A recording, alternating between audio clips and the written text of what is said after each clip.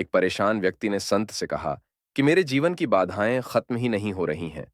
संत उसे एक नदी किनारे ले गए और किनारे पर खड़े होकर कहा कि जब ये नदी सूखेगी तब हम आगे बढ़ेंगे। किसी भी बाधा को दूर करने के लिए हमें आगे बढ़ते रहना जरूरी है।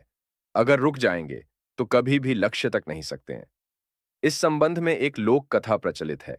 कथा के अनुसार एक व्यक्ति के जीवन में समस्याएं बहुत अधिक थीं। बचपन से ही उसे परेशानियों का सामना करना पड़ रहा था। पिता का देहांत हो चुका था और बचपन में ही माता भाई बहनों के पालन पोषण की जिम्मेदारी उसके ऊपर आ गई थी। बड़े होने पर व्यक्ति का विवाह हुआ, लेकिन शादी के बाद उसकी समस्याएं और अधिक बढ़ गईं।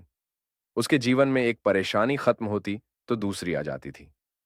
एक दिन वह प्रसिद्ध संत के पास गया। व्यक्ति ने संत से कहा कि मुझे अपना शिष्य बना लें। मैं परेशान हो गया हूं, बहुत दुखी हूं। संत ने कहा कि ठीक, तुम मेरे शिष्य बन जाओ। मुझे बताओ क्या परेशानी है। शिष्य ने कहा कि गुरुजी, एक समस्या खत्म नहीं होती और दूसरी सामने आ जाती है। इस कारण मैं बहुत दुखी रहता हूं। किसी भी काम में सफलता नहीं मिल पाती है। गुरु ने कहा कि ठीक है, मैं तुम्हारी समस्याओं का हल बता दूंगा। अभी तुम मेरे साथ चलो। गुरु नए शिष्य को लेकर नदी किनारे गए। किनारे पर पहुंचकर गुरु ने कहा कि हमें ये नदी पार करनी है। ये बोलकर वहीं खड़े हो गए। शिष्य भी गुरु के साथ खड़ा हो गया।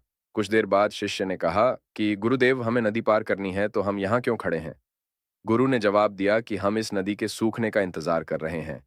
जब ये सूखेगी हम इसे आसानी से पार कर लेंगे। शिष्य को आश्चर्य हुआ। वह बोला, गुरुजी, ये कैसी बात कर रहे हैं। नदी का पानी कैसे और कब सूखेगा। हमें नदी को इसी समय पार कर लेना चाहिए।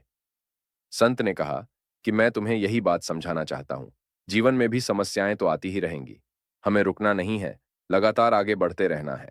तभी तो हम उन्हें हल कर पाएंगे। आगे बढ़ते रहेंगे तो समस्याओं के हल मिलते जाएंगे। अगर रुक जाएंगे तो एक भी बाधा पार नहीं हो पाएगी। शिष्य को गुरु की बात समझ आ गई और उस दिन के बाद उसकी सोच बदल गई।